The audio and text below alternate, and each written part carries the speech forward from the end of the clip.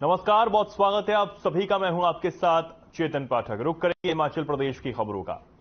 खबर कुल्लू से है, जहां केंद्रीय स्वास्थ्य मंत्री मनसुख मंडाविया ने कहा कि देश की जनता ने जिस तरह से बीते 9 सालों में देश का विकास देखा है, उस विकास को देखकर पूरे देश की जनता खुश है और जनता एक बार फिर से यही चाहती है कि साल 2024 के लोकसभा चुनावों में बीजेपी एक बार फिर से विकास को लेकर जनता के बीच आए। आपको बता दें कि केंद्रीय स्वास्थ्य मंत्री अपने 2 दिवसीय दौरे के चलते कुल्लू पहुंचे, जहां उन्होंने लाहौल स्पीति के सिस्सू में भी स्थानीय ग्रामीणों और बीजेपी कार्यकर्ताओं के साथ संवाद किया। कार्यकर्ताओं को संबोधित करते हुए केंद्रीय स्वास्थ्य मंत्री ने कहा कि प्रधानमंत्री नरेंद्र मोदी ने देश की तस्वीर को बदला है और इससे हिमाचल प्रदेश भी अछूता नहीं रहा। आज लाहौल स्पीति का पूरा स्वरूप बदल गया है और उसका मुख्य कारण अटल टनल है, जो हमारी सरकार की वजह से पूरा हुआ है। आज मैं लाहौल स्पीति जा रहा था तो रास्ते में अटल टनल से पास हुआ और लाहौल की जनता से मुझे संवाद करने का अवसर मिला। मुझे खुशी इस बात की हो रही है कि अटल टनल से लाहौल स्पीति के क्षेत्र में रहने वाले लोगों के जीवन में आमूलचूल परिवर्तन हुआ है। आज हमारे लाहौल स्पीति में बसने वाले किसान, आदिवासी किसान अपनी फसल, अपनी फ्रूट, वेजिटेबल वो आसानी से कुल्लू मनाली तक पहुंचा देता है। जब मैं यहां संवाद कर रहा था तो मुझे बताया कि पहले हमें वाया रोहतांग से जाना पड़ता था। कई बार वेदर ठीक नहीं होने से बीच में रुक जाना पड़ता था। हमें बहुत दिक्कतें होती थी। हमारे पास फ्रूट और वेजिटेबल और ऐसी चीजों को लेकर जाते थे और 1-2 दिन नहीं पहुंचते थे तो बिगड़ भी जाती थी। लेकिन अटल टनल से हम पहले हमें दिन लगते थे, वो घंटों में हम हमारी मुसाफरी तय कर लेते, ट्रैवलिंग तय कर लेते। शिमला शहर में बढ़ती जाम की समस्या को खत्म करने के लिए सरकार रणनीति बनाने में जुट गई है। जहां लोक निर्माण मंत्री विक्रमादित्य सिंह ने अधिकारियों के साथ बैठक की और शहर के सर्कुलर रूट का निरीक्षण किया। वहीं जहां जहां कमियां हैं उनको दूर करने के लिए अधिकारियों को रोड मैप तैयार करने के लिए कहा गया है। साथ ही इसके अलावा सरकार ने इसके लिए एक कमेटी बनाने का भी निर्णय लिया है, जो पूरी रिपोर्ट तैयार करेगी। मंत्री विक्रमादित्य सिंह ने इस दौरान कहा कि शिमला प्रशासनिक और पॉलिटिकल पर्यटन शहर है। शहर में दिनों दिन ट्रैफिक की समस्या बढ़ती जा रही है, जिसे कम करने के लिए सरकार प्लान बना रही है।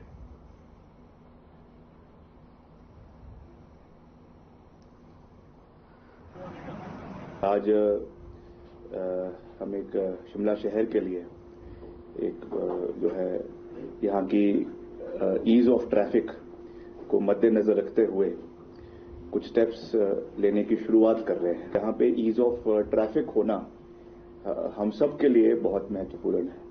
इसलिए खास रूप से टू बिगिन विद जो हमारा काट रोड है शिमला का, जो बहुत मेन सड़क है, इसको एक किस्म से रिंग रोड भी कहा जा सकती है, जो पूरे शहर को जो है इनसर्कल करता है, इसकी वाइडनिंग करना ये हमारा दायित्व है। और इसको हम आज एक कमेटी जो है मुख्यमंत्री जी ने जो हमको डायरेक्शंस दिए हैं, उसके हिसाब से हम पूरे शहर का निरीक्षण करेंगे।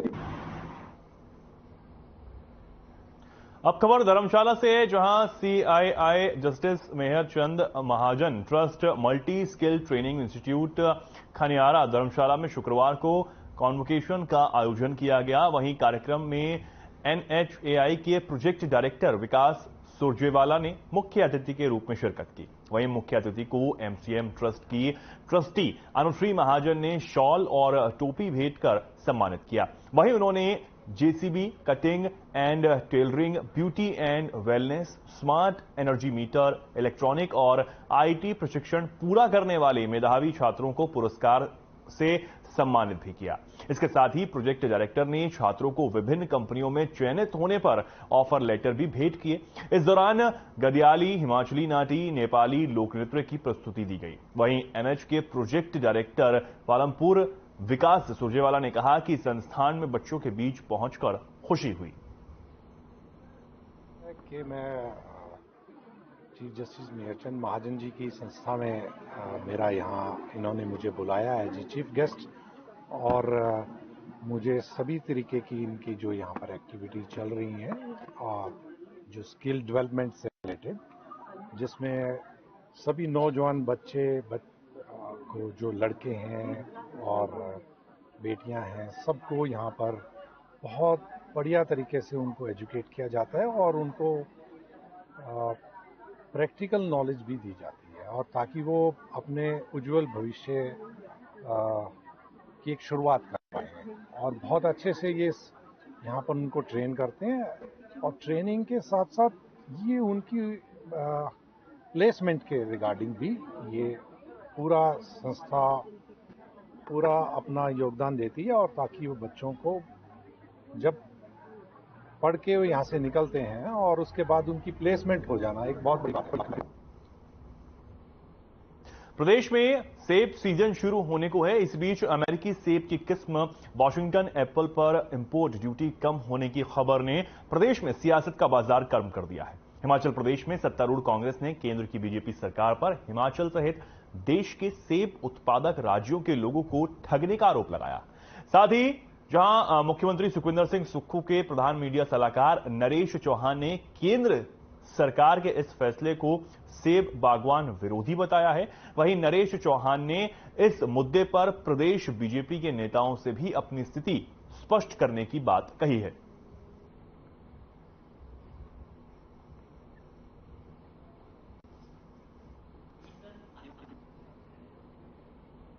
देखिए, हिमाचल प्रदेश एक एप्पल स्टेट है और इसकी जो पहचान है सेब राज्य के रूप में है, और तकरीबन 1.5 लाख फैमिलीज, आप ये समझें कि 7 से 8 लाख की जो पॉपुलेशन है और 6 से 7 जिलों में सेब पैदा किया जाता है, और इसमें इतनी बड़ी पॉपुलेशन के लोग डायरेक्ट तौर पे जो सेब पैदा करने वाले लोग, इसके अलावा इस इंडस्ट्री में इनडायरेक्ट जो है बहुत बड़ा रोजगार मिलता है। विदेशों से जो सेब आता है बाहर से, उसके साथ कंपटीशन करने के लिए एक मांग लगातार रही है कि जो बाहर से आने वाला जो सेब है उसके ऊपर जो इंपोर्ट ड्यूटी है वो 100% की जाए, जिससे हमारे हिमाचल का सेब और जम्मू कश्मीर का सेब उनके साथ मार्केट में compete कर सके।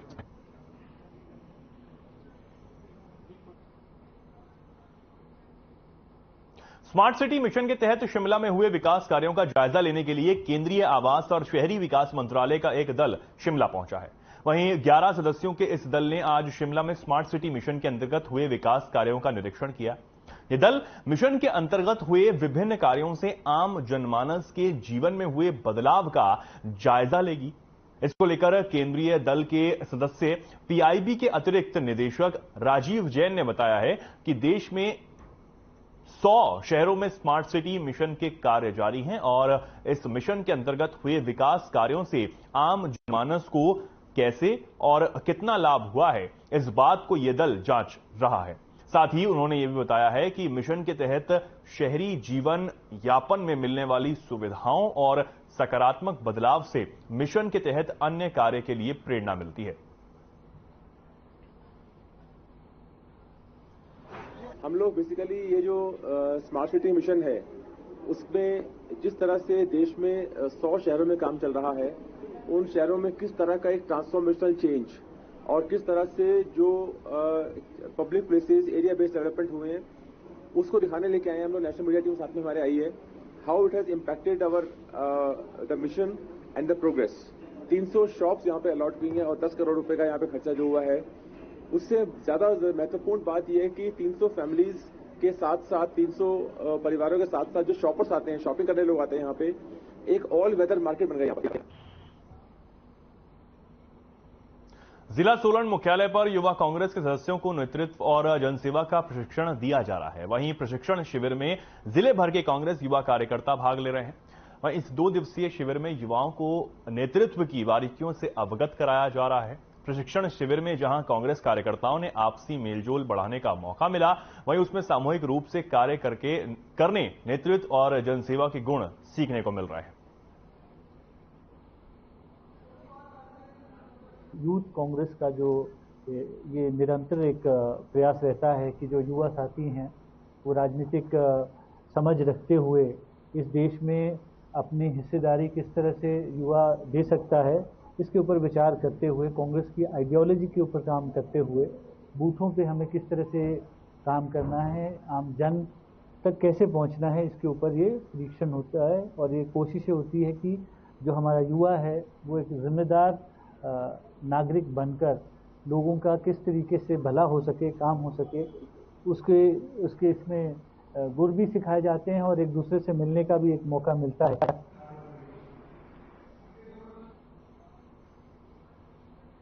अब खबर धर्मशाला से है, जहां प्रदेश के अति व्यस्त कांगड़ा एयरपोर्ट में सनराइज से सनसेट तक फ्लाइट्स की कवायद शुरू हो गई है।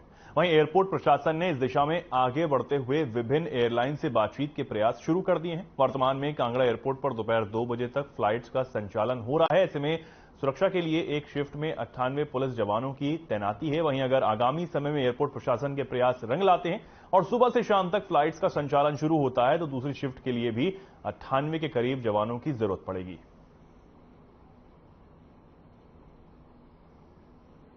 बिल्कुल, टूरिस्ट सीजन और कांगड़ा के लिए जो हमारा एयरपोर्ट है वो एक गेटवे की तरह है, क्योंकि कोई भी अगर यहाँ आना चाहता है, क्योंकि अभी रेल कनेक्टिविटी इतनी प्रॉपर नहीं है, तो कहीं ना कहीं वो फ्लाइट समय बचाने के लिए भी और एक फ्लाइट जो है एक उचित माध्यम होता है जल्द से जल्द पहुँचने का। तो अभी जो आंकड़े आ रहे हैं उससे यही पता चल रहा है कि काफ़ी पैसेंजर्स, मतलब जितनी उम्मीद है वो लगभग उससे ज़्यादा ही पैसेंजर्स जो है आ रहे हैं और हमारी जितनी भी क्षमता है एयरपोर्ट की उतने एयरक्राफ्ट ऑलरेडी हम हैंडल कर रहे हैं। फिलहाल के लिए खबरों में इतना ही। नमस्कार।